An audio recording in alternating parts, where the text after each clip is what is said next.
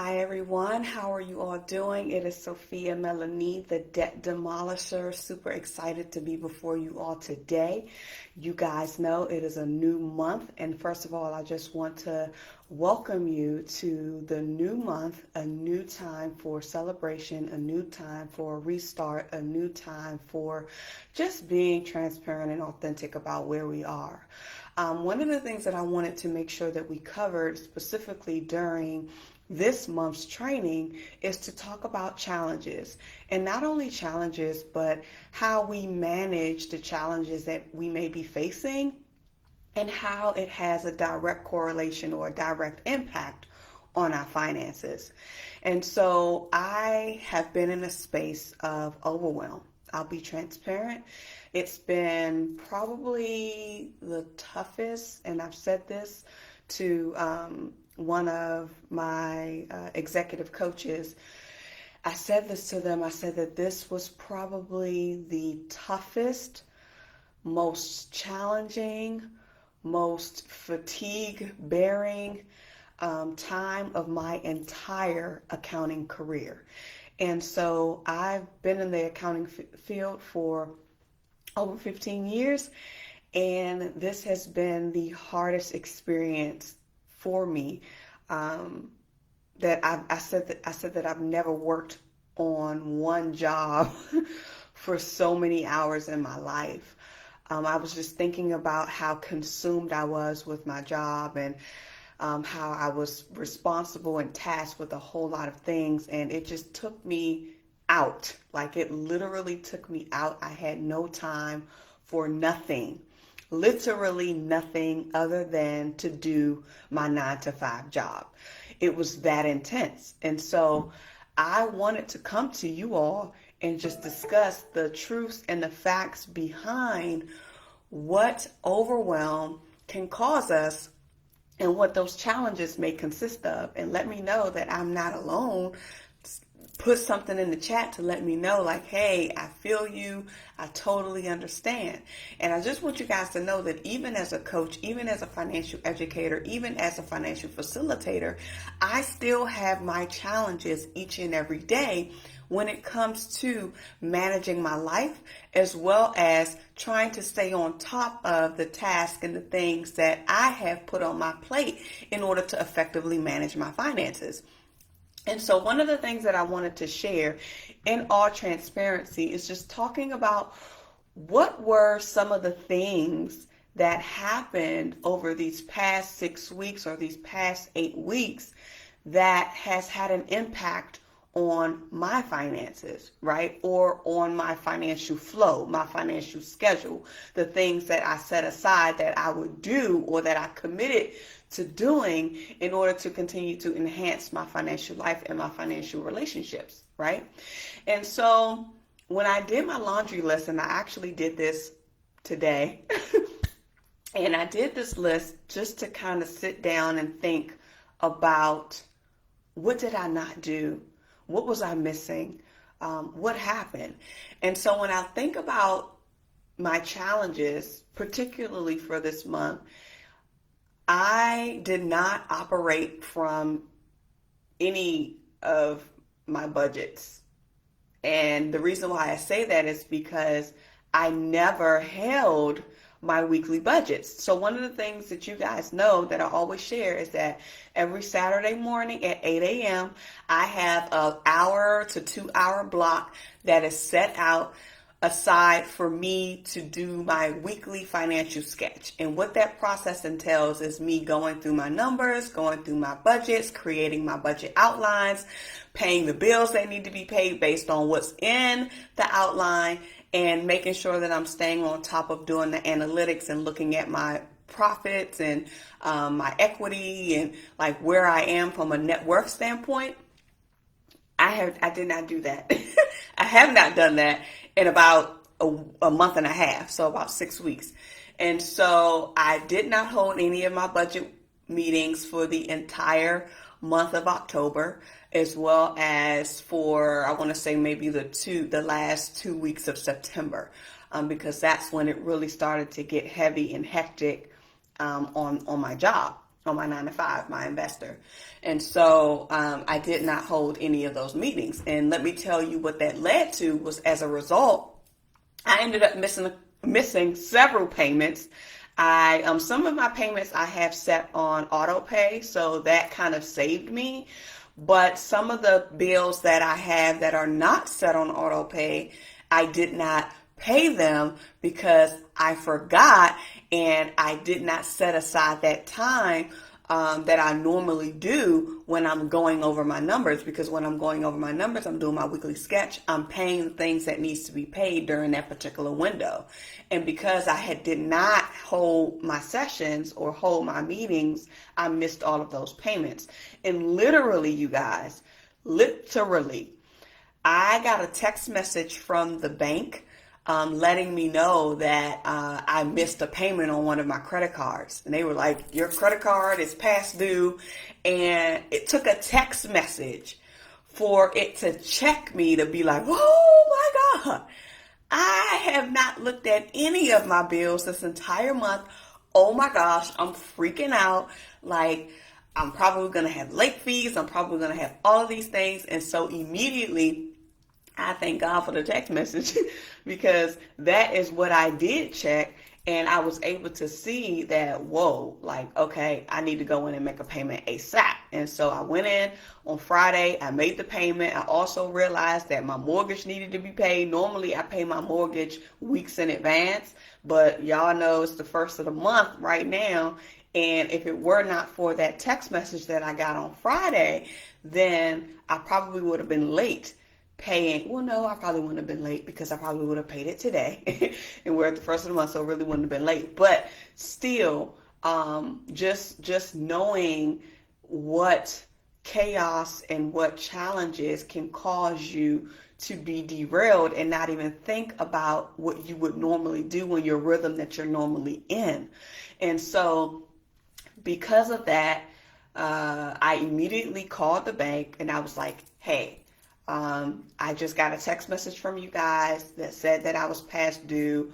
I completely forgot. A lot of things have been going on. And I asked the question because I wanted to know if they were going to charge me or assess me any late payments or any of that. Because at this point, the credit card statement had already closed for the period. And so I was like, okay, are they going to assess me? Like, what's going to happen? And so luckily, the representative explained to me that no fees were assessed just yet because I had made my payment right in time.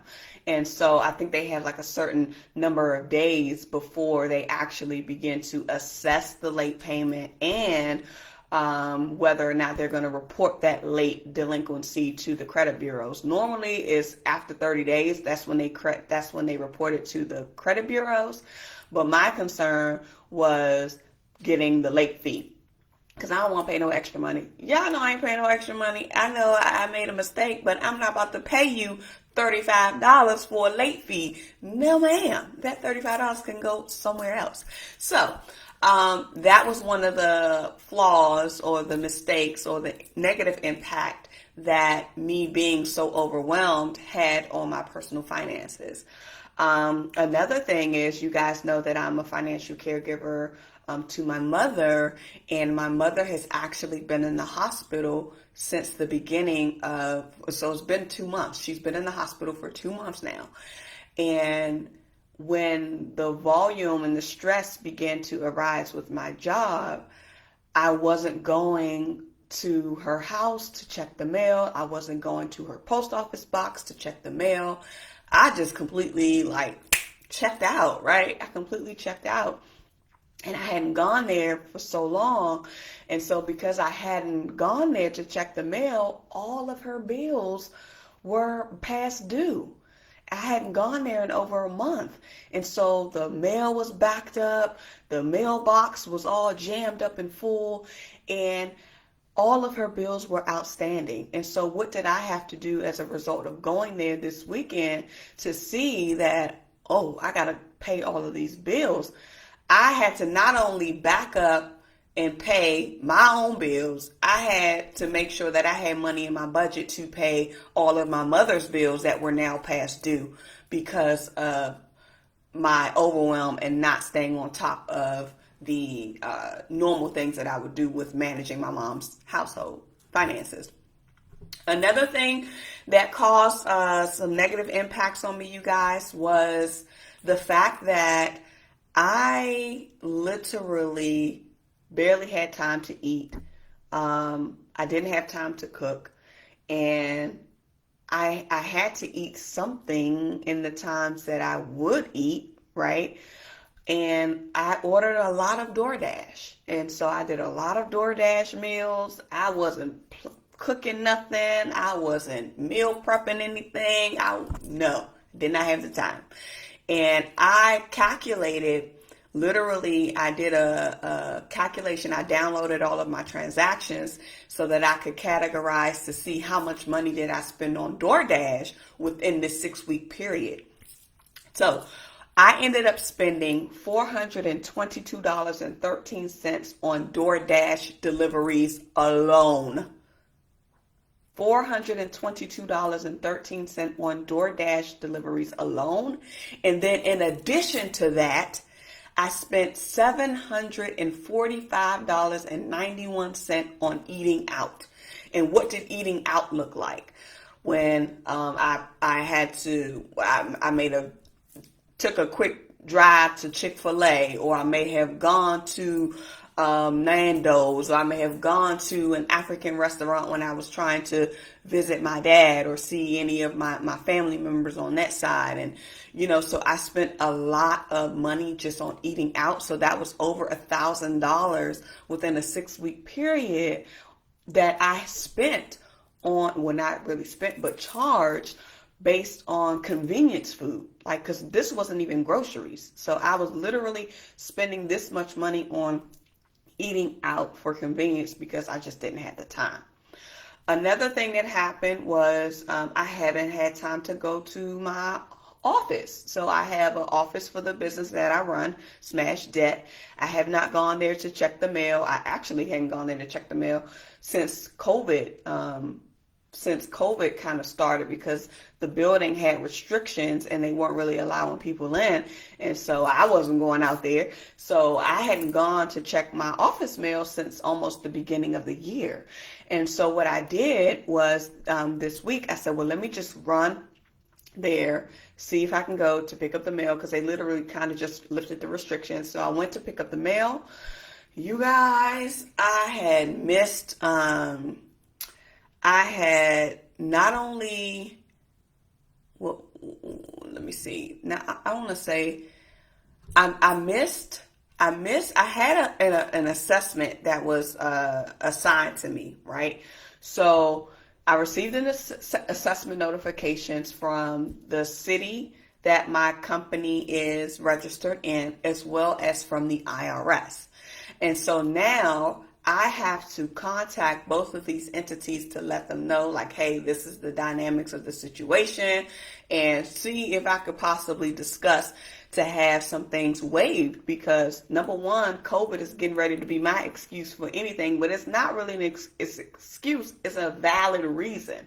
So I'm going to use the valid reason to see how I could negotiate or have conversations with the IRS in the state of Virginia to see if I can get these penalties waived, right? Because I missed some filing deadlines. Another thing was I missed filing deadlines for my sales tax. And so on a monthly basis, I have to file sales tax returns for my business. And I missed the deadline because I was overwhelmed. And because of that, they assessed a penalty, which wasn't that high. So I just went ahead and paid that to just get that out of the way, because I know that I was wrong in missing that. But the other two, these other ones from the IRS, no, we're going to have a conversation about those, because, yeah, we're going to have a conversation about those, because I'm not going to be paying that. We're going to figure out how we can work to resolve that. That's going to be my point. And last but not least, which is probably the biggest thing that I should have led with, and I just have to give all praise and glory and honor to God right now, because, and not even right now, I've been praising him ever since it happened, right? So I literally could have lost my life a week and a half ago. And this was a moment where I was working.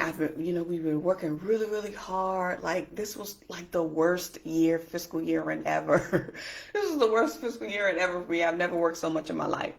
But I'm going to speak for myself right now. I have been working nonstop, like 16-hour days back to back, right? And for a number of weeks, even on the weekends, like, it was like all hands on deck kind of thing. We were working every day, every day, right? And I remember telling myself, okay, well, let me just take a break. Let me run downstairs and warm up something. And at this particular day, I didn't do DoorDash. I had done DoorDash for breakfast, but I didn't do DoorDash for lunch. And so I said, well, let me just run downstairs and warm up something, warm up some leftovers, right? Or not really warm up leftovers. I think I was trying to make some soup or something like that. And I put the pot on the stove, and I was downstairs. I was like, man, this is going to take a long time to cook. So let me just put it on, and I'll run upstairs and keep working. And then, while it's cooking, and then I will, come back down and eat. Y'all know where the story's getting ready to go. You should know. I went downstairs, turned the stove on to cook the food, went back upstairs to begin to finish working because I had so much to do. And I totally forgot that the pot was on the stove. And so I was working back to back, emails, responding, checking this. It was just insane. And by the time I logged off, and so mind you, this was around 12:15, I had stopped to say, okay, I'm going to stop and take a break for lunch. I never went back downstairs after that. I logged off from work about 8:30, 8:45. I was completely exhausted. I shut down the computer. I walked straight into my bedroom, and I got into bed. And so I went to sleep. Pay attention, y'all. I went to sleep. I woke up. I brushed my teeth, washed my face, walked straight back into the room, and got on the computer and logged on to continue working. So I was working throughout the day. I never went back downstairs until 1:30 p.m. when I finally said, let me stop and fix something to eat. I went downstairs, walked through the living room, walked through the dining room, turned the corner and walked in the kitchen, and lo and behold, what did I see? My gas stove, flames, gas stove, burner was still on, pot was still on the stove. My pot was black, dried out, crispy. Let me tell you something.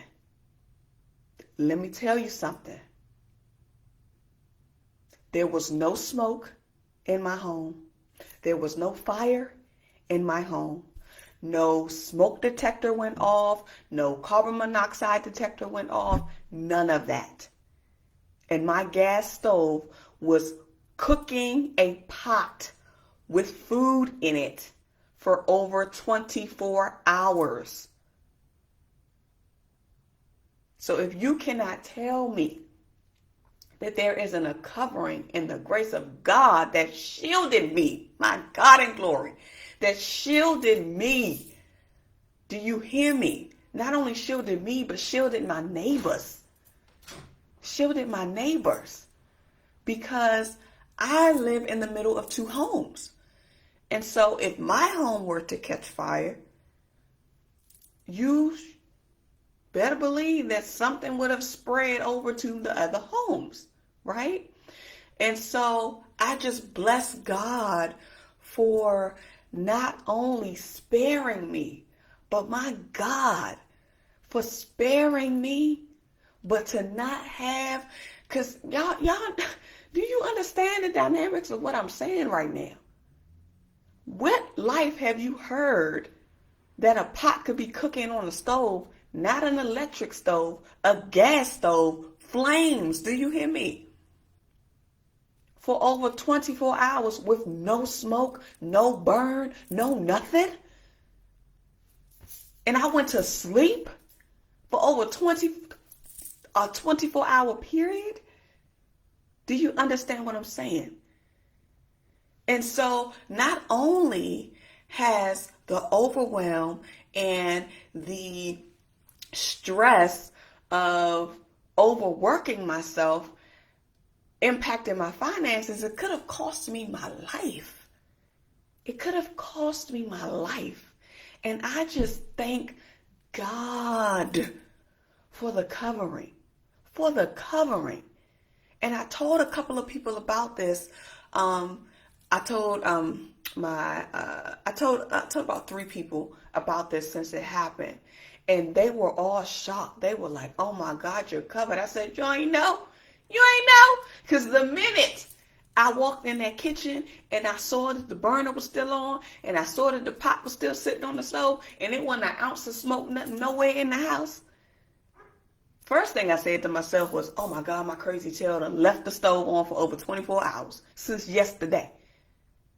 Since yesterday, 12:15 the day before, and I come back down 1:30 the next day. Over 24 hours, the pot was cooking.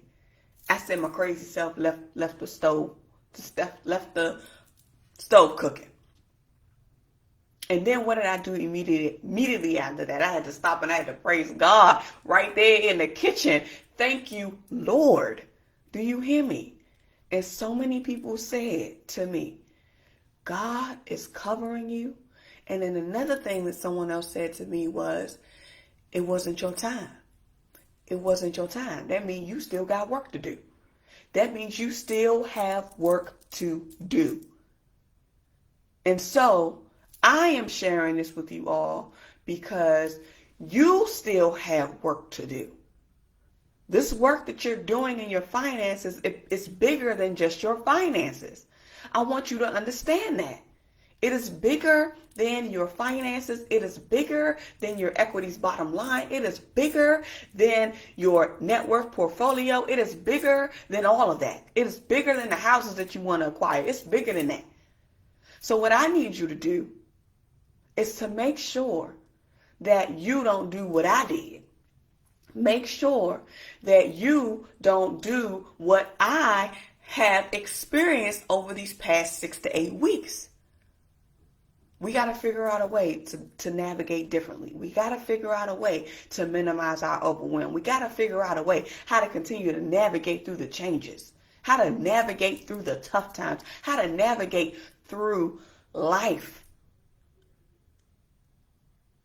And so what I want to share with you all today as advice to you all for the entire month is to expect the difficulties and the challenges of life.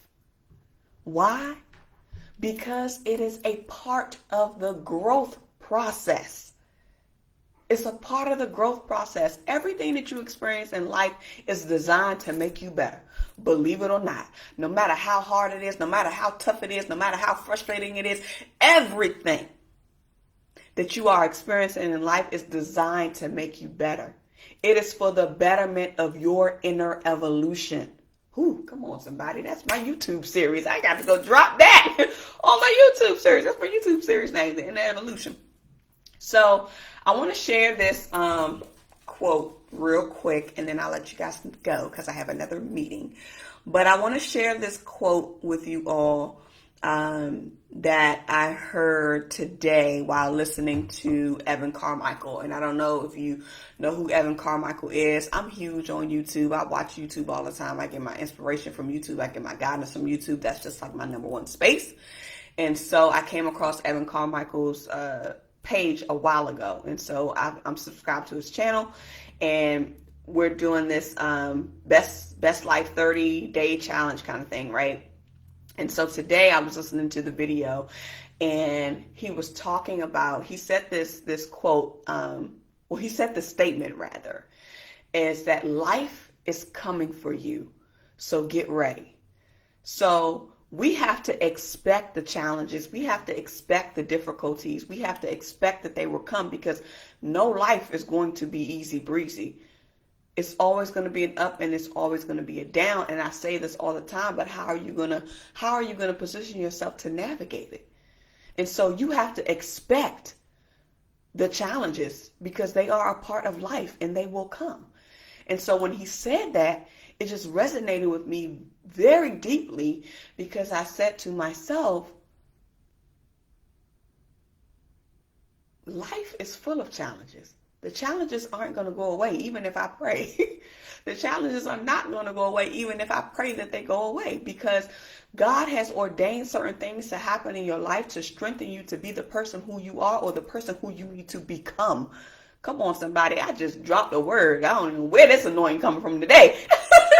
But let me tell you guys that you need to make sure that you are preparing yourself for the challenges. Prepare yourself for the difficulties of life in any area of your life, not just your money.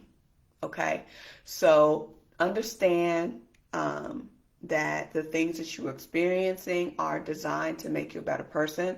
And so always just think about, what am I gaining, or what can I learn from this situation, whatever it is. And so what I've learned from these challenges and the overwhelm that I experienced over these past 6 weeks was, number one, let me tell you this, is that if I fall over and croak, let me tell you something. My job is not going to shed a tear over me. My boss is not going to shed a tear over me. My coworkers are not going to shed a tear over me, because at the end of the day, they got to figure out how they still going to get this work done.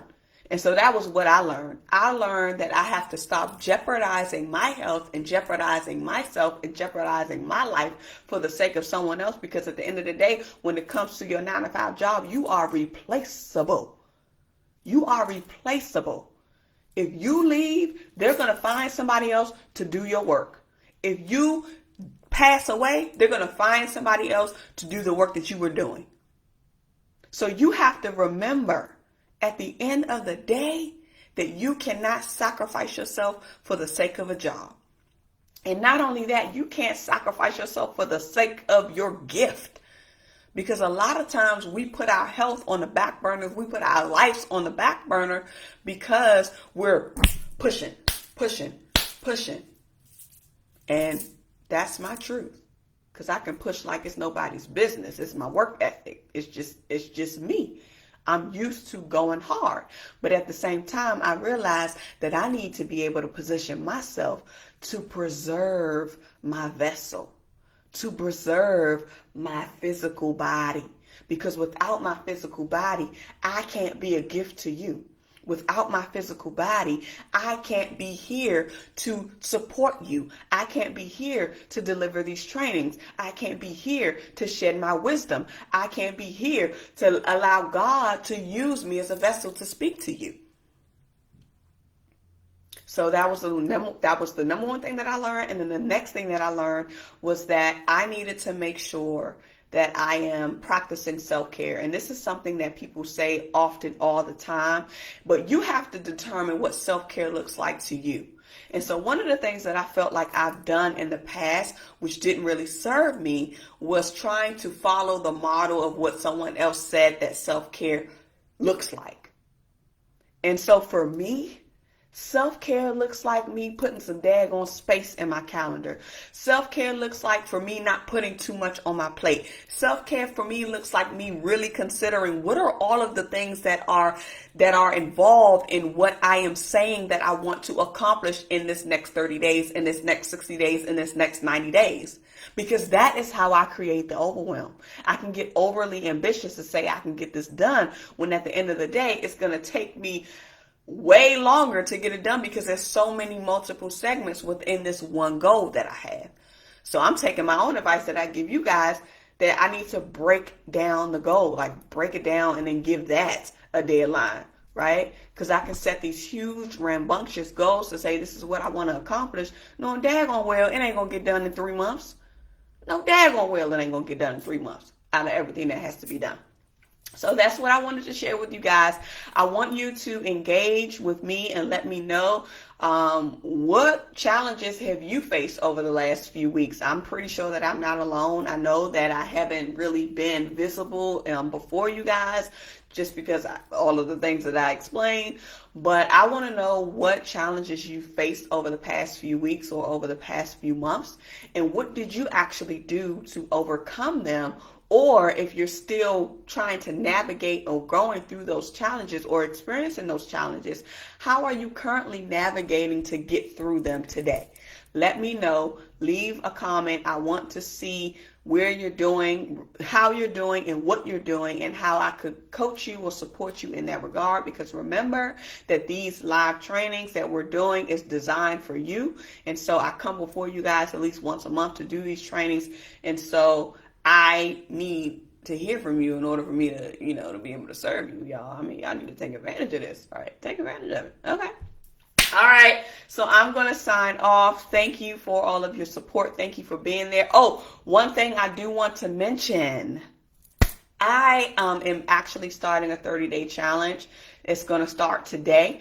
It starts tonight at 8:30 p.m. Eastern Standard Time. And so I would love to invite you guys to be a part of the challenge that's starting today. It'll be housed on my public page, on my Sophia Melonē page. So on Facebook, so Sophia, Facebook.com/I am Sophia Melonē. That's how you can get there. I'll also drop the link in the chat or in the box so that you can be able to go ahead and like and follow my page if you have not done so already, because that's the only way that you're going to know when I'm going live about the challenge. So make sure that you join me for the next 30 days starting tonight for the Vet Your Spending Challenge. This is going to be fun, interactive, and I'm looking forward to seeing the results that will happen not only with you, but for everyone else who's going to be participating over the next 30 days. So tonight is going to mark day one. Make sure that you join me at 8:30 p.m. Eastern Standard Time on my Facebook page, Sophia Melonē. You can